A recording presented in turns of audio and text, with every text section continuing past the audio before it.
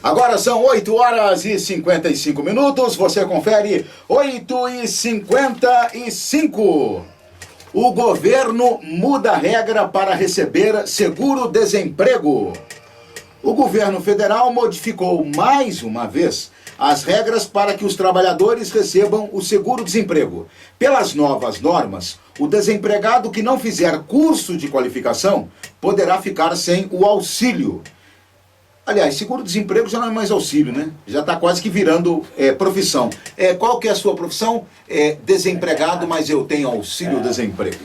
De acordo com a lei publicada ontem no Diário Oficial da União, que cria o Pronatec, Programa Nacional de Acesso ao Ensino Técnico, a União poderá condicionar o recebimento da assistência financeira do Programa Seguro-Desemprego à comprovação da matrícula e da frequência do trabalhador segurado em curso de formação inicial e continuada ou qualificação profissional, com carga horária mínima de 160 horas. As regras ainda não estão valendo, isto porque a lei depende de uma regulamentação que deverá ser feita pela presidente Dilma Rousseff.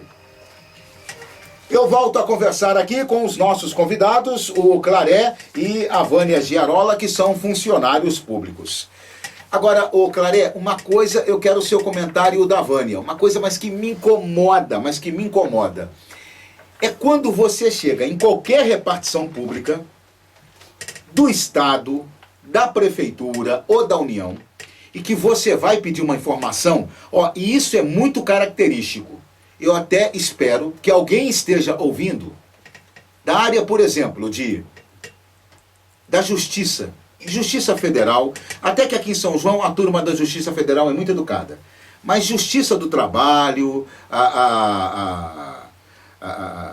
a justiça, de forma comum, né? Quando você chega para conversar, na porta, o guarda que é terceirizado já te olha diferente. Eu não sei, eu acho que a turma da justiça acha que eles podem tudo. É impressionante, rapaz. Você chega num balcão de uma secretaria para pegar uma informação, a pessoa não te olha na cara, a pessoa te responde mal, vai lá no computador, vai no terminal. Quando te responde, não pode, aqui não pode isso, aqui não pode aquilo, isso não pode. Eu fico impressionado com, às vezes, o tratamento que os serventuários da justiça dão. Eu fico para morrer. E aqui eu estou colocando Justiça do Trabalho. Aqui em São João tem informações que a Justiça Federal atende bem, mas eu estou colocando via de regra. É um setor que me incomoda. Mas, Claré, é quando você chega em qualquer repartição pública, do Estado, da União ou municipal, e o servidor acha que está te fazendo favor.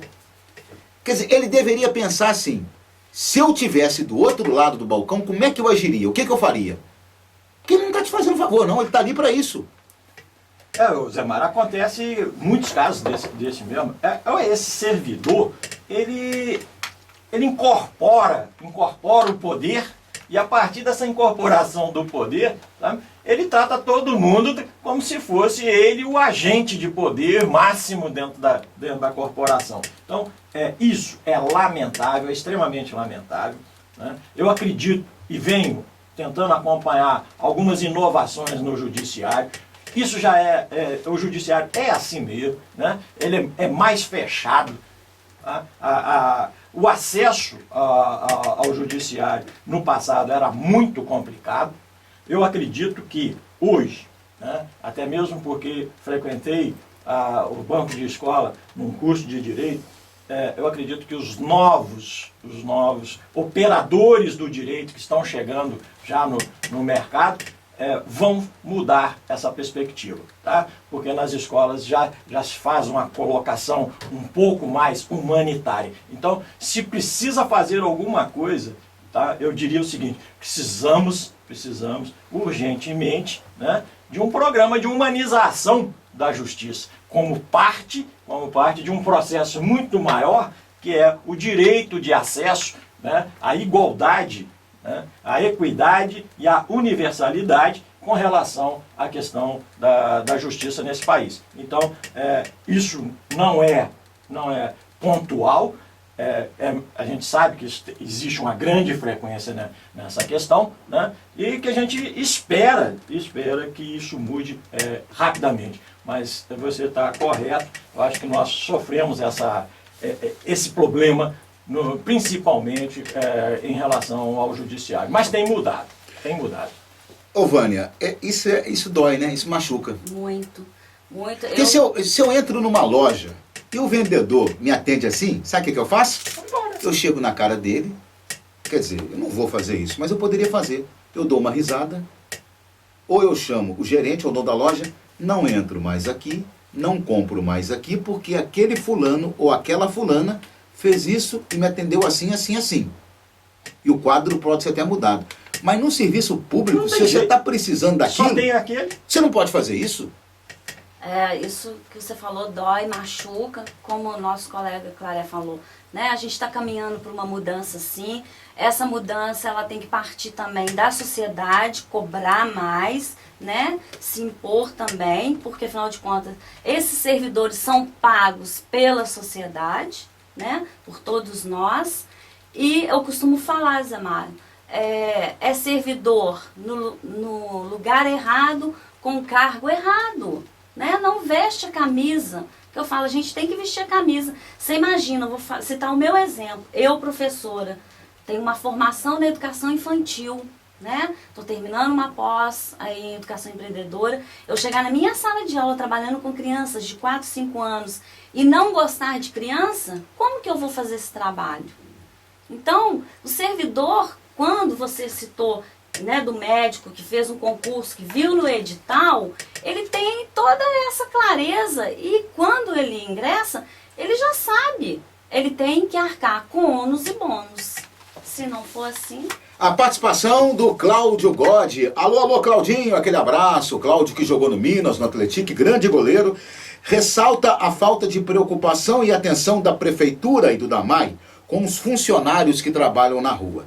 Mecânicos, operadores, a turma da rede, não tem acessório, falta luvas, botas, isso é um descaso. Agora, Cláudio, a informação que eu tenho, da prefeitura eu não posso te dizer.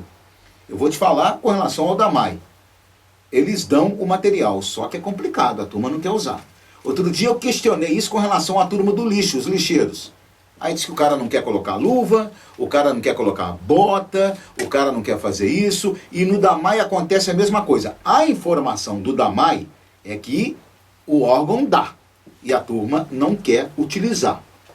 Agora, isso não existe. Nós temos aqui na rádio, por exemplo, não se pode comer dentro do estúdio. Mesmo se o Claré tiver uma sede aqui agora, eu não posso trazer água para cá, por causa dos equipamentos, uma série de coisas. Nós vamos lá em cima e vamos tomar água. Porque se eu trouxer para cá, eu vou ser punido. Agora, no serviço público é a mesma coisa. Se você deu o equipamento de proteção e o funcionário não quer usar, você conversa 1, 2, na terceira você vai tomar providência. E aí é aquela questão de gestão que você falou, né, Claré? Deveria ser assim, né, gente? Deveria ser assim. Mas o gestor... Inclusive, Zé Mário, a lei é muito clara com relação a isso. Não é permitido ao funcionário, tá, negar o uso do equipamento de proteção individual. E caso recuse, tá, é justa causa. É justa causa. Tá? Isso está na lei. E como eu disse anteriormente, o serviço público só pode fazer aquilo que está na lei. Nada mais, não pode inventar. Tá? Não é igual uma empresa privada. A empresa privada tem toda a liberdade para se fazer qualquer coisa. O serviço público, não. Só aquilo que está na lei. A participação da Luciana do centro da cidade. Quer saber a opinião dos dois convidados. Hoje em dia, para ser servidor público, tem que ter concurso, tem que ter curso superior, tem opção de exigência. E aí ela pergunta, quem fiscaliza os vereadores, os deputados? Qualquer pessoa, não tem estudo, não tem qualificação e a pessoa então tem cargo. Eu posso responder primeiro? Vou pedir licença para vocês. Luciana, quem dá certificado de garantia, quem dá certificado de qualidade e quem dá certificado de ISO 9000 para político é eleitor. Aí, no caso, o gestor somos nós. E se está do jeito que está, é porque a gente não fiscaliza e não cumpre a nossa obrigação. Vânia. eu concordo plenamente com a sua fala. Se nós temos, né, os políticos com um grau de instrução que não sabe nem abrir a boca para falar, se expressar, a culpa é da sociedade que colocou esse sujeito lá. Agora, no serviço público, para você ingressar, seja qualquer cargo, existe todos os trâmites para esse concurso, né? Existe a lei, né? Que foi, né, montada, feita, formulada. Agora, compete a nós, a sociedade, para colocar, seja vereador, deputado, presidente, senador, compete a nós, a sociedade, a estar cobrando, a cobrar. Agora, na maioria, claro, toda regra tem exceção, muitos se vendem. A verdade é essa, a gente tem que falar. Se vendem, dá o seu voto a troco de um saco de cimento, né, um caminhão de areia. Então, se continuar desse jeito, nós vamos continuar com os políticos desse jeito. É bom lembrar que mesmo nos Estados Unidos, a mais importante economia capitalista do mundo, uma economia que é caracterizada pelo seu caráter privatista e pelo seu elevado contingente de postos de trabalho no setor privado, o peso do emprego público chega a 15% dos ocupados. Isso é o que aponta o estudo Emprego Público no Brasil, comparação internacional e evolução recente. O Brasil tinha, em 2005, um total de 10,7% de seus trabalhadores ocupados no setor público. Em 1995, esse percentual era de 11,3%. O Canadá tem um índice de 16,3% e a Austrália de 14,4%. O país com maior proporção de funcionários públicos é a Dinamarca, tem 39,2%. O Brasil possui, hoje, aproximadamente 109 milhões de habitantes. E no período de 2003 a 2007, foram registrados mais de 10 milhões de pessoas inseridas no serviço público, o que representa um crescimento de 3,63% no setor. Do total, cerca de 4 milhões de servidores se concentram aqui na região sudeste. São Paulo, Rio de Janeiro, Minas e Espírito Santo. Essa data, ela praticamente foi criada, né? Foi instituída pelo Getúlio Vargas em 1937. Ô Claré, você sabe quem que é o padroeiro do funcionário público? Olha, Zé Mário, eu não sei. Vou te ser sincero, não tenho muitas afinidades com isso, então eu não sei. Não é a sua praia, não? Não é a minha praia. E você, Vânia, sabe quem é? Infelizmente não. Bom, para quem é católico, para os cristãos, né? O padroeiro dos serviços públicos é o apóstolo e evangelista São Mateus. Pelo fato de ter sido também servidor público do Império Romano, exercendo a função de coletor de impostos em Cafarnaum, antigo porto da Galileia, antes de ser tomado apóstolo e autor de um dos evangelhos. Ou seja, São Mateus, ele era da Receita Federal lá no Império Romano, né? Tornou-se São Mateus célebre pelos seus milagres e pela conversão ao cristianismo de famílias reais, tendo morrido pela sua fé, o grande e milagroso patrono do funcionalismo. Estamos nos aproximando do término do programa de hoje, mas eu gostaria de dizer o seguinte. Ainda temos muitas pessoas devotadas. Ainda temos muita gente no serviço público, vocacionada, que trabalha. Porque tem um detalhe também, né? Às vezes o cara quer trabalhar, mas ele não tem condição.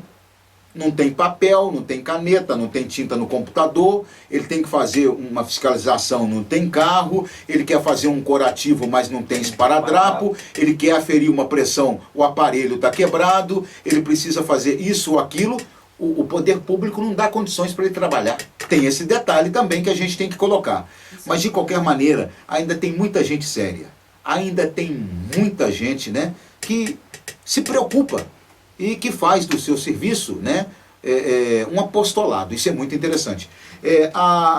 Fique à vontade, Vânia Giarola, para a sua colocação final, e eu agradeço a sua presença aqui conosco nesta manhã.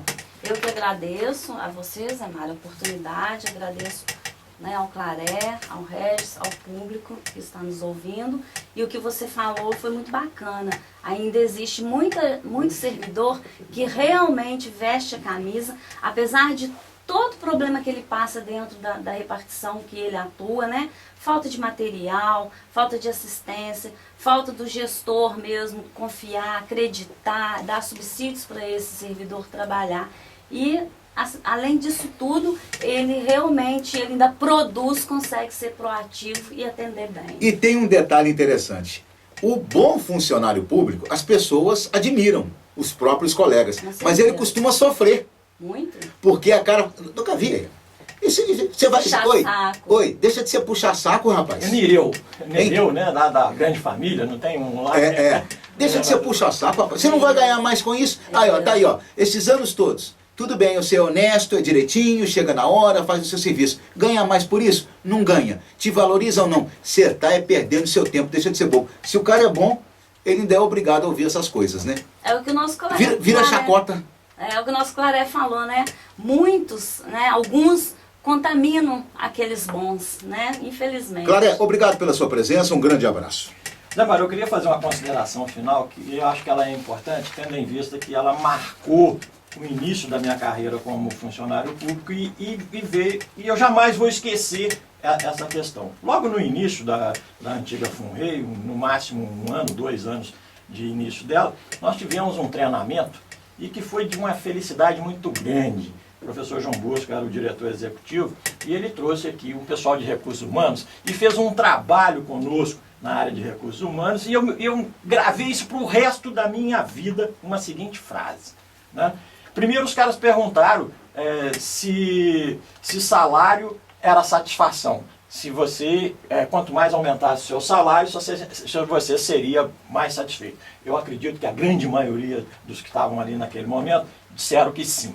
Talvez, eu não me lembro, já faz 20 anos, eu também devo ter falado a mesma coisa. E eles provaram para mim que não era, né? Que esse negócio de salário não é gratificante, que você não te impulsiona em coisa alguma. E explicaram essa situação, que é o seguinte: se hoje você ganha um aumento, né, esse aumento que você ganha, se você considerar que o que você recebe é a sua satisfação, você nunca vai ficar satisfeito. Porque se você recebe um aumento hoje, enquanto esse aumento proporcionar você a comprar um determinado bem, aí tudo certo. Você hoje adquiriu tudo, aí seu salário não dá para comprar o próximo bem, que é a sua nova vontade de consumo. Então você volta a ficar insatisfeito. Então isso vai ser um círculo vicioso e tal. Então eu aprendi isso muito caracteristicamente e vi que não é por aí a satisfação. A satisfação é você estar realmente vestindo a camisa enquanto funcionário público. Se você não faz isso na sua profissão,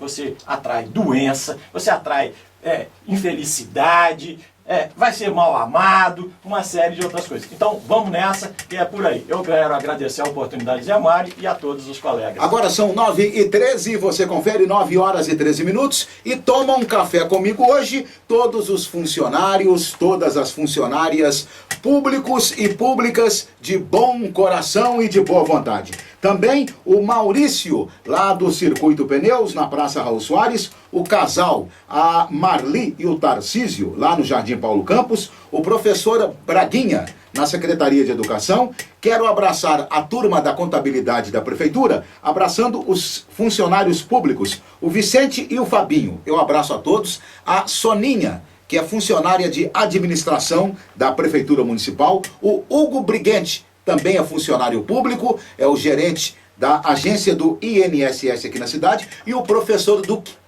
Professor Duque, da área de Sociologia, é professor da rede estadual de ensino.